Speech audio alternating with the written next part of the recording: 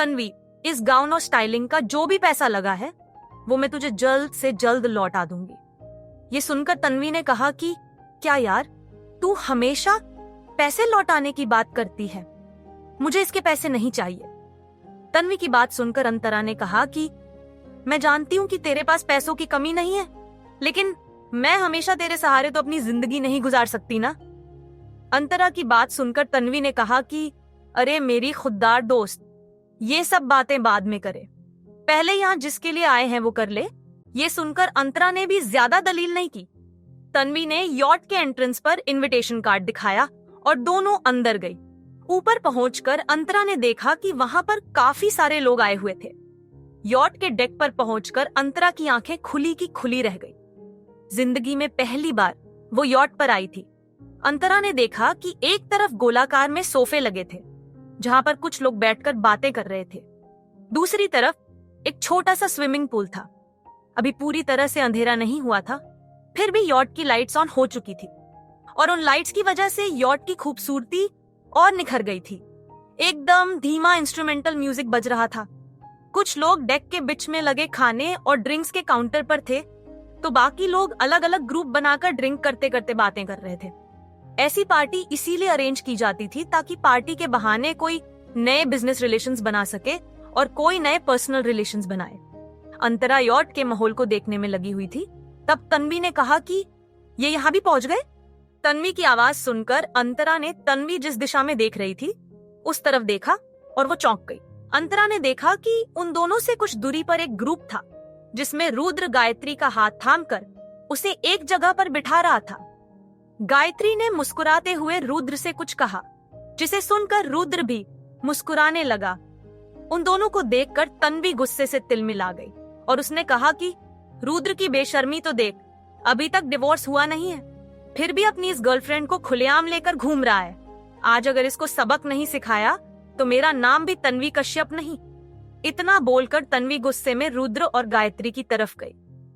अंतरा तन्वी को रोके उससे पहले वो जा चुकी थी। अंतरा ने दूर से देखा कि तन्वी ने वहां पहुंचकर रुद्र को उल्टा सीधा बोलना शुरू कर दिया था, जिसकी वजह से आसपास के कुछ लोग जमा हो गए थे। अंतरा तुरंत उस तरफ गई। तन्वी ने गायत्री की तरफ उंगली दिखाते हुए रुद्र से कहा कि मिस्टर रुद्र आहूजा, तुम्हारे जितना बेवकूफ आदमी मैंने आज तक नहीं देखा, जो ऐसी घटिया औरत को पहचान नहीं पाया। तुम्हें पता भी है इसने क्या किया है। अंतरा का झूठा रिपोर्ट बनाने के लिए इसने डॉक्टर को रिश्वत दी थी। तन्वी सबके सामने इस तरह से उसके साथ बदतमीजी से बात कर रही थी, इसलिए रुद्र को गुस्सा तो बहुत आ रहा था, लेकिन उसकी रेपुटेशन की वजह से वो सबके सामने तन्वी के साथ बेहस नहीं कर सकता था। इसलिए उसने अपने गुस्से को दबाते हुए कहा कि मिस तन्वी, अंतरा गायत्री की कजन है और उसे बहुत प्यार करती है। वो उसके साथ ऐसा कैसे कर सकती है? बिना सबूत के आपको गायत्री पर ऐसा इल्जाम नहीं लगाना चाहिए।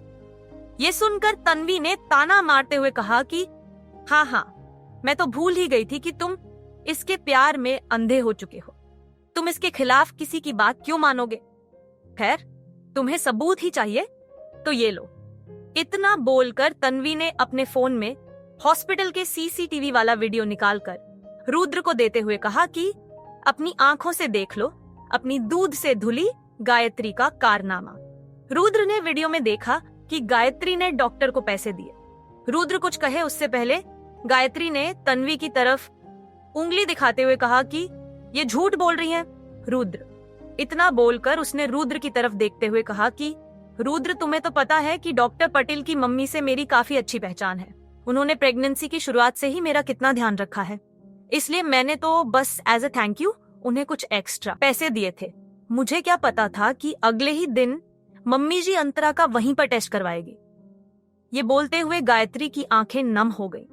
गायत्री की बात सुनकर तन्वी ने ताली बजाते हुए कहा कि तुम कितनी अच्छी एक्टिंग कर लेती हो, तुम्हें तो फिल्मों में काम करना चाहिए था।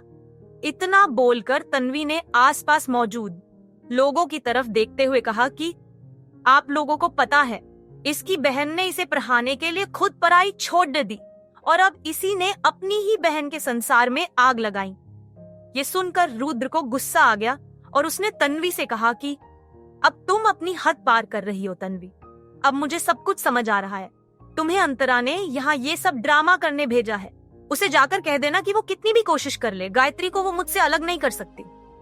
ये सुनकर तन्वी रुद्र को जवाब देने जा रही थी, लेकिन उससे पहले अंतरा लोगों के बीच से रास्ता बनाते हुए आगे आई और उसने तन्वी को रोकते हुए कहा कि तन्वी, इन लोगों के मुंह लगने से कोई फायदा नहीं है, चलो यहाँ से।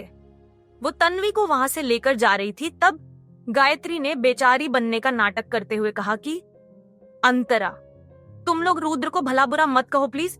मेरी ही गलती थी कि अपने पापा को फाइनेंशियल सपोर्ट करने के लिए मैंने रुद्र की कंपनी में जॉब ली।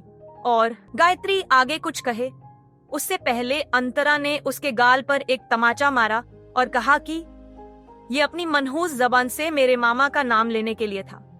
ये सुनकर गायत्री अपने गाल पर हाथ रखकर अंतरा की तरफ फटी आंखों से देख रही थी। तभी अचानक तन्वी ने उसके पास मौजूद एक आदमी के हाथ से गिलास छीनकर गायत्री के ऊपर सॉफ्ट ड्रिंक फेंकी और उसे धक्का देते हुए कहा कि और ये तेरे सारे नाटक के लिए था। तन्वी का धक्का लगने से गायत्री गिर गई। धक्का देने के बाद तन्वी को एहसास हुआ कि गायत्री प्रेग्नेंट है। गायत्री की तरफ देखकर सब हक्के बक्के रह गए। आगे की कहानी जानने के लिए देखिए अगला एपिसोड सिर्फ पॉकेट एफएम के यूट्यूब चैनल पर, और मिस्टर शैडो के सारे एपिसोड्स को सुनने के लिए डिस्क्रिप्शन में दी लिंक से डाउनलोड करें पॉकेट एफएम ऐप।